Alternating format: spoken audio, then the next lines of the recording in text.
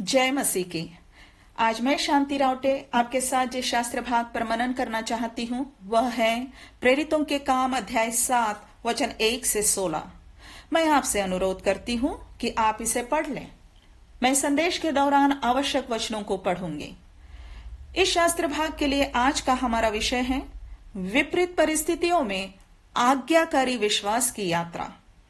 विपरीत परिस्थिति का अर्थ होता है प्रतिकूल परिस्थिति या जैसे होनी चाहिए उससे उल्टी परिस्थिति। जब हम परमेश्वर के लोग अपने आप को विपरीत परिस्थितियों में पाते हैं तो हमारे मन में प्रश्न आता ही है कि क्या परमेश्वर के लोगों को भी विपरीत परिस्थितियों में से होकर जाना होता है। आज के हमारे शास्त्र भाग को देखें तो उत्तर मिलेगा, हाँ, परमेश्वर के लोगों को भी विपरीत परिस्थितियों में से होकर जाना होता है। स्वयं परमेश्वर ऐसे होने देता है। प्रेरित अध्याय 7 वचन 2 से 16, इन 15 वचनों में इस्राएल के लगभग 232 वर्षों के जीवन में की कुछ मुख्य घटनाओं का अत्यंत संक्षिप्त सारांश है जो उत्पत्ति के अध्याय 12 से लेकर अध्याय 50 में मिलती हैं। वैसे तो ये वचन स्तिफनुस के भाषण का हिस्सा है जो उसका महायाजक के प्रश्नों को दिया गया उत्तर था, परंतु इन वचनों के अध्ययन में हमें हमारे विषय के लिए भी उत्तर मिलते हैं और समझ में आता है कि परमेश्वर स्वयं अपने लोगों को विपरीत परिस्थितियों में से लेकर जाता है और उसके लोग विपरीत परिस्थितियों में भी उस पर विश्वास रखते हुए जीते हैं और परमेश्वर की योजना उनके लिए और उनके द्वारा पूरी होती ही है। विपरीत परिस्थितियां विश्वास के लिए परीक्षाएं होती हैं, परंतु परमेश्वर का वचन हमें बताता है कि इन परीक्षाओं में परखा हुआ हमारा विश्वास आग से ताए हुए नाशवान सोने से भी कहीं अधिक बहुमूल्य हो जाता है। हमारे आज के शास्त्र भाग से हम अब्राहम और उसके घराने के लोगों के जीवन की कुछ परिस्थितियों को देखेंगे जो अवश्य ही उनके लिए विपरीत परिस्थितियां थी। पहली परिस्थिति हम वचन 2 से 3 में पढ़ते हैं।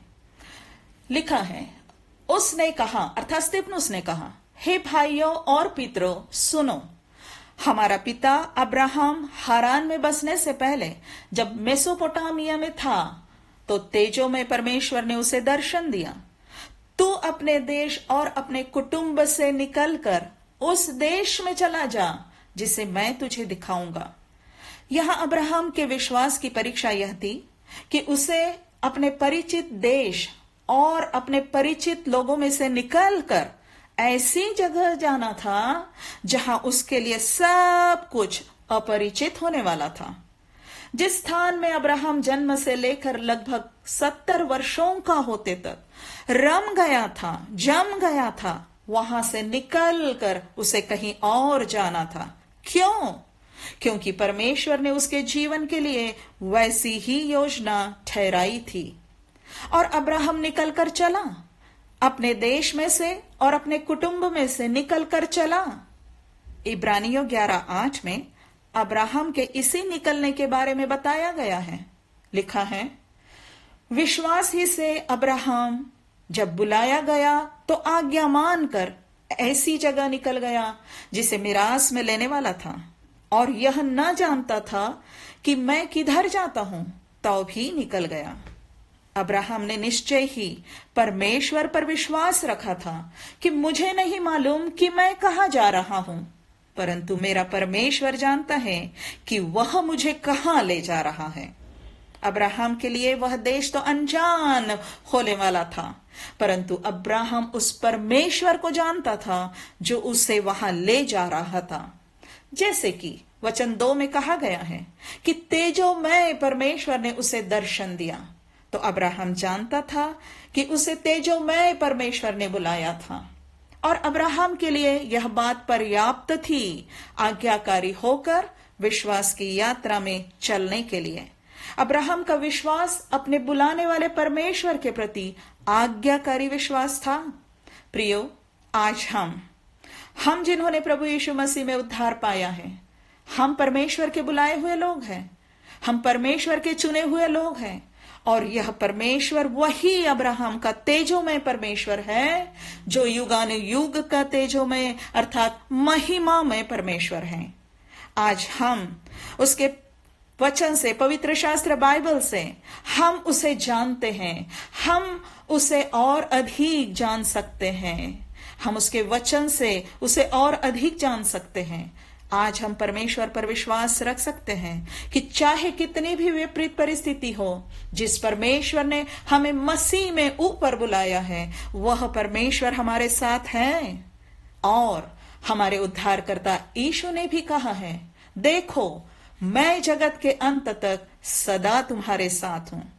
हमारे लिए परिस्थितियां कितनी भी विपरीत हो, भविष्य तो क्या वर्तमान भी अपरिचित सा लगे, ऐसा लगे कि कुछ समझ में नहीं आ रहा है कि क्या होने जा रहा है, परंतु हमारा विश्वास स्थिर होना चाहिए कि हमारा परमेश्वर सब कुछ जानता है। प्रियो, यह बात हमारे लिए भी मात्र विश्वास की ही नहीं परंतु आज्ञाकारी विश्वास की यात्रा चलने के लिए पर्याप्त सहारा है। दूसरी परिस्थिति वचन 4 और 5 में लिखा है, तब वह कसदियों के देश से निकलकर हारान में जा बसा। उसके पिता की मृत्यु के बाद परमेश्वर ने उसको वहां से इस देश में लाकर बसाया जिसमें अब तुम बसते हो, और उसको कुछ मिरास वरन पैर रखने भर की भी उसमें जगह ना दी। यहां अब्राहम के लिए विपरीत परिस्थिति यह है कि परमेश्वर ने ही अपनी इच्छा से उसे कनान देश में लाकर बसाया था, परंतु उसमें उसे पैर रखने भर की भी जगह ना दी। निश्चय ही यह प्रतिज्ञा के विपरीत परिस्थिति थी। हम उत्पत्ति के अध्याय 23 में पढ़ते हैं कि अब्राहम की पत्नी सारा मर गई तो उसे गाड़े जाने के लिए भी अब्राहम के पास निज भूमि नहीं थी। उसे एक कनानी मनुष्य को चांदी देकर कब्र के लिए भूमि मोल लेनी पड़ी थी। इस समय तक अब्राहम को कनान में आकर लगभग 62 वर्ष हो गए थे, और फिर भी जिस देश में परमेश्वर ने उसे लाकर बसाया था और वचन 5 के अनुसार परमेश्वर ने प्रतिज्ञा की थी कि मैं यह देश तेरे और तेरे बाद तेरे वंश के हाथ कर दूंगा, उसमें उसके जीते जी मात्र वह कब्र की भूमि ही उसकी निज भूमि हो पाई थी। अपने जीते जी वह देश तो अब्राहम के हाथ में नहीं आया था, परंतु अब्राहम परमेश्वर के साथ में बना रहा। और जैसे परमेश्वर ने उससे उत्पत्ति 17:1 में कहा था कि मेरी उपस्थिति में चल और सिद्ध होता जा, वैसे ही अब्राहम परमेश्वर की उपस्थिति में विश्वास की यात्रा चलता रहा। तीसरी परिस्थिति वचन 5 का दूसरा हिस्सा लिखा है, परंतु प्रतिज्ञा की कि मैं यह देश तेरे और तेरे बाद तेरे वंश के हाथ कर दूंगा, यद्यपि उस समय उसके कोई पुत्र भी ना था। इस वचन में हम दो बातें देखते हैं जो परस्पर विरोधी परिस्थितियां लगती हैं। परमेश्वर अब्राहम से कह रहा था कि यह देश मैं तेरे वंश के हाथ में कर दूंगा। परमेश्वर वंश ऐसे कह रहा था जैसे कि अब्राहम का वंश बहुत बहुत अधिक होने वाला था, परंतु अब्राहम के पास तो कोई पुत्र भी नहीं था। उत्पत्ति 15:1-6 में हम उस घटना के बारे में पढ़ते हैं जब परमेश्वर ने अब्राहम से यह पुत्र और वंश की प्रतिज्ञा की थी। लिखा है कि एक रात परमेश्वर ने उसको बाहर ले जाकर कहा, आकाश की ओर दृष्टि करके तारागण को गिन, क्या तू उनको गिन सकता है? तेरा वंश ऐसा ही होगा। अब्राहम के लिए परिस्थिति ऐसे थी जैसे कि उसके हाथ में तो शून्य पुत्र हैं, परंतु उसे विश्वास करना था कि परमेश्वर उसका वंश तारागण जैसे अनगिनत कर देगा। और लिखा है कि उसी समय उसी शून्य की परिस्थिति में अब्राहम ने यहोवा पर विश्वास किया और यहोवा ने इस बात को उसके लेखे में धर्म गिना। और इब्रानियों 11 इसका वचन 12 बताता है, एक ही जन से जो मरा हुआ सा था।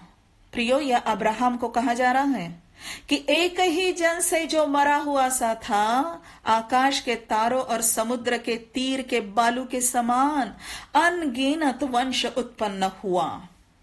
यह सब परमेश्वर ने अपनी योजना में होने दिया था कि अब्राहम को इतने वर्ष तक निसंतान रखा था कि फिर असंभव परिस्थिति में भी, प्रतिज्ञा से विपरीत दिखाई देने वाली परिस्थिति में भी अब्राहम परमेश्वर पर विश्वास करें।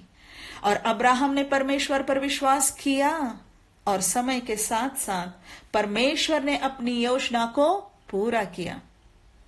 रोमियो 4 वचन 11 और 12 में बताया गया है कि परमेश्वर ने अब्राहम को हम सब विश्वास करने वालों का पिता ठहराया है। हमें अच्छी लगती है यह बात कि हमें विश्वास रखने वाले अब्राहम की संतान कहा जा रहा है। परंतु क्या हमारा विश्वास सच में अब्राहम जैसा है? क्या सच में हमारा विश्वास अब्राहम जैसा है कि जीवन की विपरीत परिस्थितियों में भी हम परमेश्वर के साथ साथ आज्ञाकारी विश्वास की चाल चलते रहते हैं? प्रियो, हमें अपने जीवन की विपरीत, असंभव, अपरिचित परिस्थितियों में भी परमेश्वर पर का अपना विश्वास कम नहीं होने देना चाहिए, क्योंकि प्रतिज्ञा से विपरीत दिखाई देने वाली परिस्थितियों में भी परमेश्वर की योजना पूरी होती ही है। चौथी परिस्थिति, वचन 11 और 12, यह अब्राहम के पोते याकूब और उसके पुत्रों के समय की बात है। लिखा है, तब मिस्र और कनान के सारे देश में अकाल पड़ा, जिससे भारी क्लेश हुआ और हमारे बाप दादाओं को अन्न नहीं मिलता था। परंतु याकूब ने यह सुनकर कि मिस्र में अनाज है, हमारे बाप दादाओं को पहली बार भेजा। क्या सुना याकूब ने? यह कि मिस्र देश में अनाज है। कितनी बड़ी विपरीत परिस्थिति दिखाई देती है यहां कि जहां परमेश्वर के चुने हुए लोग रह रहे हैं वहां अनाज नहीं मिलता था, परंतु मिस्र देश में अनाज मिलता था। बहुत आश्चर्य लगा होगा याकूब को। प्रश्न उठे होंगे उसके मन में कि परमेश्वर के बुलाए हुए लोग तो हम हैं, परमेश्वर की आज्ञा के अनुसार खतना किए हुए लोग तो हम हैं, हमें प्रतिज्ञा किया हुआ देश यह कनान देश है, यहां परमेश्वर ने हमें लाकर बसाया है और अनाज परमेश्वर ने उस पराये देश में, मिस्र देश में दिया है। परंतु उन्हें विश्वास करना था कि आज हमारे पास अनाज नहीं है, आज हमें अकाल के कारण भारी क्लेश होता है, तो भी हम परमेश्वर के बुलाए हुए, परमेश्वर के चुने हुए लोग हैं और परमेश्वर अपनी योजना के अनुसार हमारे लिए अनाज की सुधि लेगा। उस समय, अकाल के समय में परमेश्वर का नियंत्रण सारी परिस्थितियों पर था। अकाल पर भी और अनाज के प्रबंध पर भी परमेश्वर का नियंत्रण था और परमेश्वर ने सारी परिस्थितियों को ऐसे उत्पन्न होने दिया था, ऐसे उत्पन्न कर दिया था कि उन्हें, अर्थात याकूब के घराने को, उस पराये देश मिस्र में जाना ही पड़ा। उत्पत्ति 41:57 में बताया गया है, सारी पृथ्वी के लोग मिस्र में अन्न मोल लेने के लिए यूसुफ के पास जाने लगे, क्योंकि सारी पृथ्वी पर भयंकर अकाल था। और वचन से ही हम जानते हैं कि उन्हें अन्न के लिए मिस्र में इसलिए जाना पड़ा क्योंकि परमेश्वर की योजना में पहले से वैसे ही ठहराया गया था। प्रेरितों 7 के वचन 6 और 7 में हम पढ़ते हैं कि परमेश्वर ने अब्राहम को बताया था कि तेरी संतान के लोग पराये देश में परदेशी होंगे और वे उन्हें दास बनाएंगे और 400 वर्ष तक दुख देंगे। फिर परमेश्वर ने कहा, जिस जाति के वे दास होंगे उसको मैं दंड दूंगा। प्रियो, परमेश्वर यह कनान में अकाल और मिस्र में अनाज, इस विपरीत परिस्थिति का उपयोग अपनी इसी योजना को पूरी करने के लिए कर रहा था।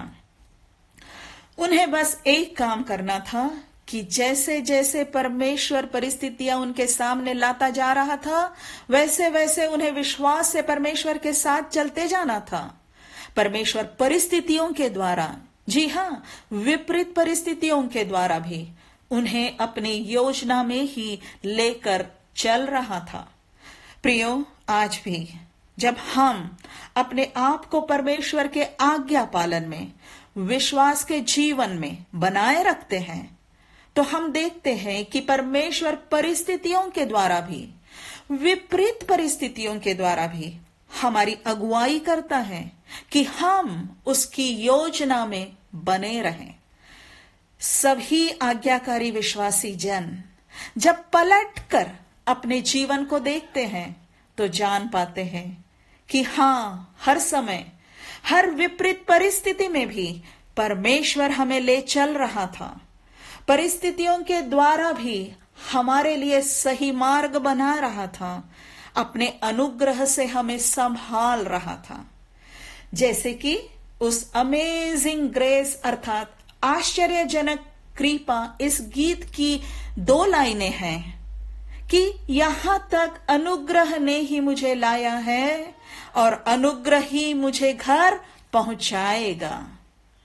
5वीं परिस्थिति वचन 9 में लिखा है, और कुलपतियों ने यूसुफ से डाह करके उसे मिस्र देश जाने वालों के हाथ बेचा, परंतु परमेश्वर उसके साथ था।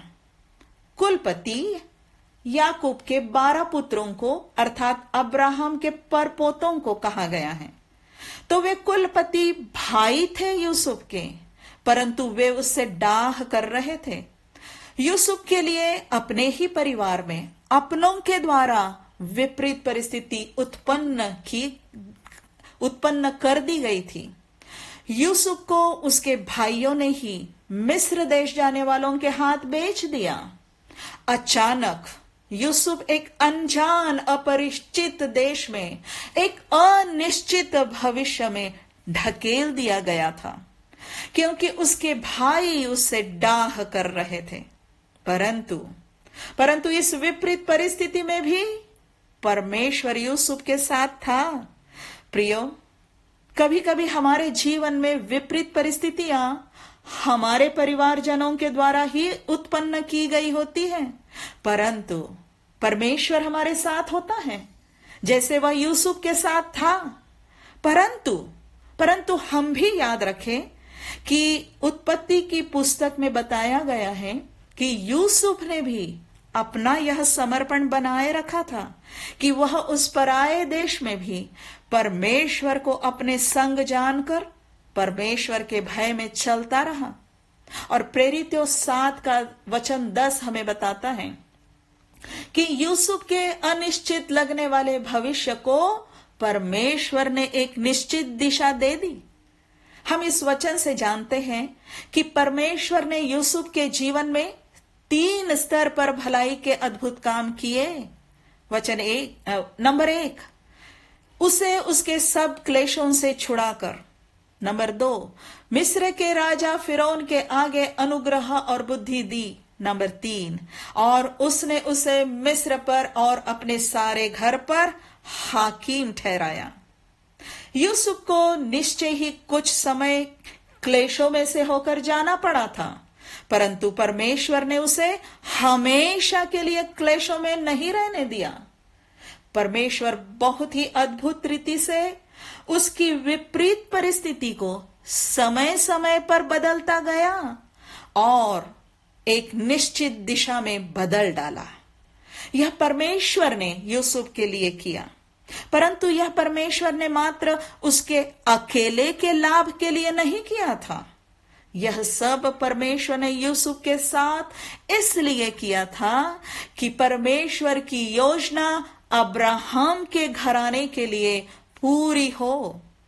प्रियो, यदि हम भी परमेश्वर के भय में समर्पित विश्वास का जीवन जीते रहते हैं, तो परमेश्वर हमें भी यूसुफ के समान उपयोग में लाता है।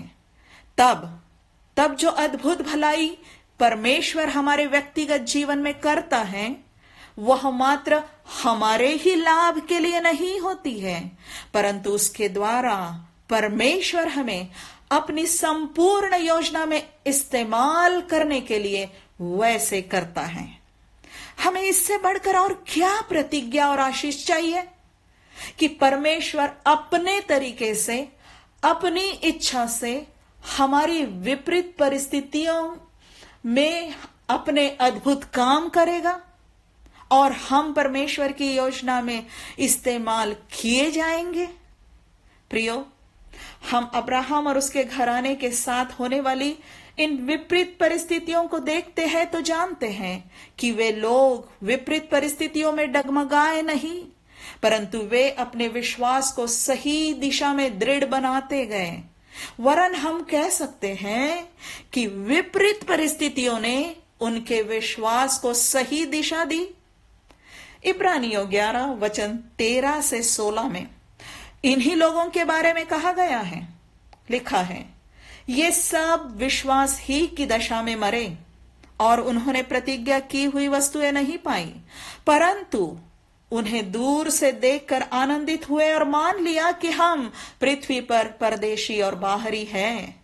जो ऐसी ऐसी बातें कहते हैं वे प्रकट करते हैं कि स्वदेश की खोज में हैं, और जिस देश से वे निकल आए थे यदि उसकी सुधि करते तो उन्हें लौट जाने का अवसर था, परंतु वे एक उत्तम अर्थात स्वर्गीय देश के अभिलाषी हैं।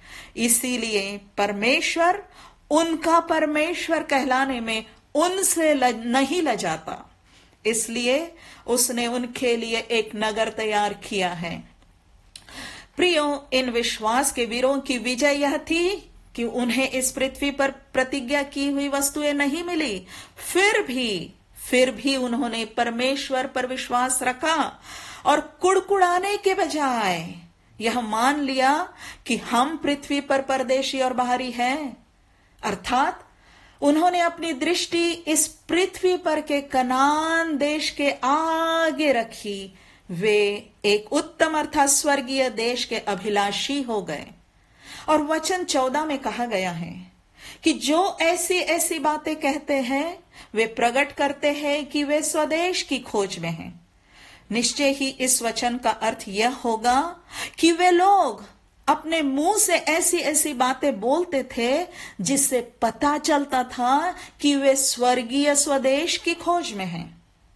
और वचन 16 कहता है कि इसीलिए परमेश्वर उनका परमेश्वर कहलाने में उनसे नहीं लजाता।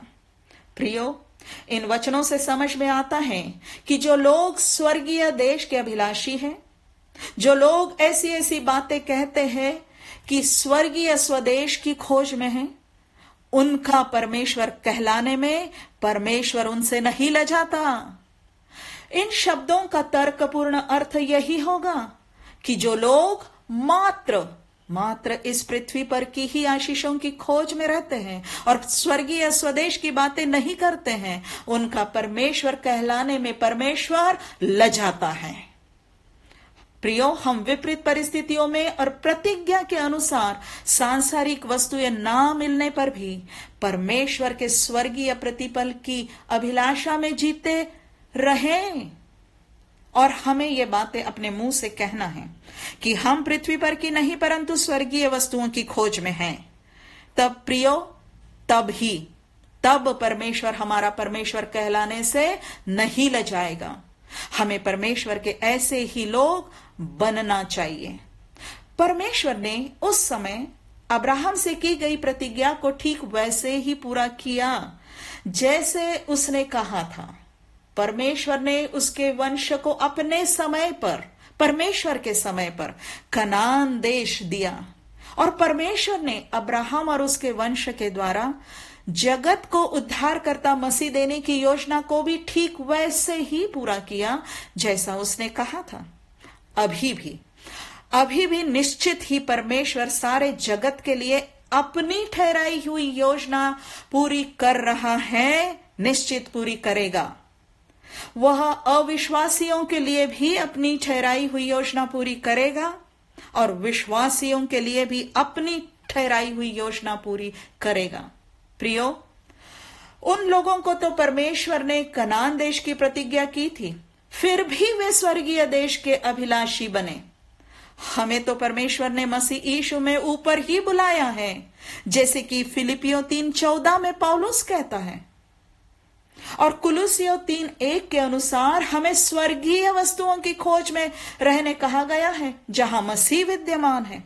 और इब्रानियों 12:22-24 में अद्भुत बातें लिखी गई है कि परमेश्वर ने मसीह के सुसमाचार के द्वारा हमें स्वर्गीय बातों के पास पहुंचाया है, जैसे कि सियोन पहाड़ के पास, अर्थात परमेश्वर के पवित्र स्वर्गीय निवास स्थान के पास, और जीवित परमेश्वर के नगर स्वर्गीय यरूशलेम के पास, और लाखों स्वर्गदूतों के पास, इत्यादि इत्यादि।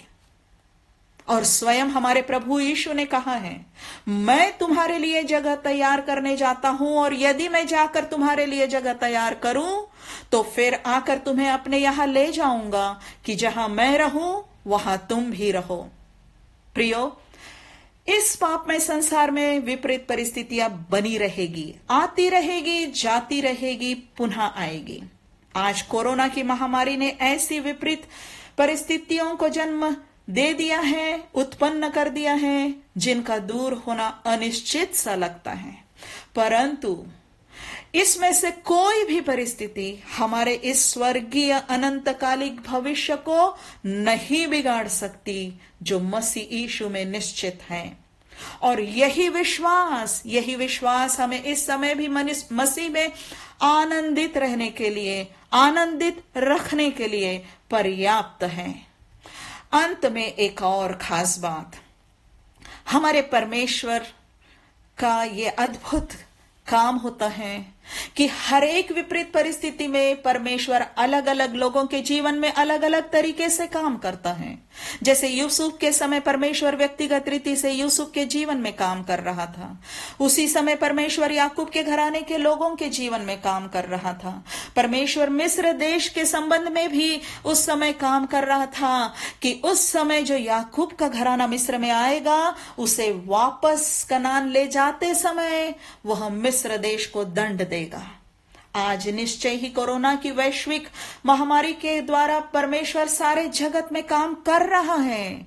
सबको कुछ ना कुछ सिखाना चाहता है, बहुत कुछ सुधारना चाहता है, लोगों को अपनी ओर और मसीह में उद्धार की ओर लाना चाहता है। इसी विपरीत परिस्थिति के द्वारा परमेश्वर कलीसिया में भी काम कर रहा है, और इसी विपरीत परिस्थिति के द्वारा परमेश्वर व्यक्तिगत रीति से हम में से प्रत्येक के जीवन में काम कर रहा है।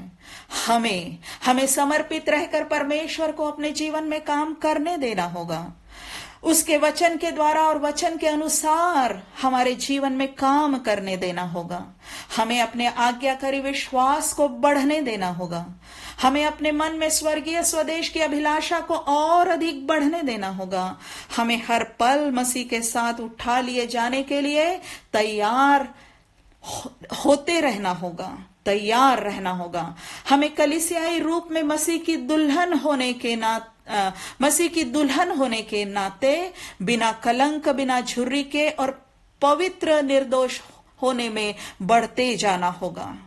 यह सब काम हमारा प्रभु परमेश्वर हम में हर समय करना चाहता है। इस समय भी करना चाहता है और हर समय करना चाहता है, क्योंकि सभी परिस्थितियों में, विपरीत परिस्थितियों में भी वह हमारे संग चलता है, वह हमें ले चलता है। हम निश्चय ही कह सकते हैं, ले चलता है, वह मुझको साथ ले चलता है, विश्वास से मैं चलूंगा साथ, कि ईश्वर थामता मेरा हाथ। प्रियो, आओ हम विपरीत परिस्थितियों में भी आज्ञाकारी विश्वास की यात्रा चलते रहें।